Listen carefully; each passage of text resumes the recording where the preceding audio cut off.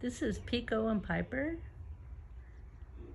We had an incredibly beautiful Christmas Eve, and it's still about 73 degrees.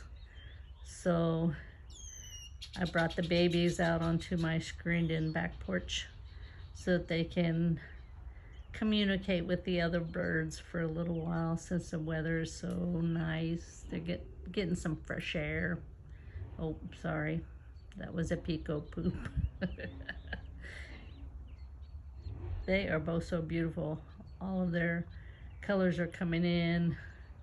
You can see where Pico had been trimmed his wings by the breeder, and now they're growing back in, and he's enjoying trying them out. So Piper doesn't have her fly wings out right now because they're still too short. Anyway, hope everybody has a Merry Christmas.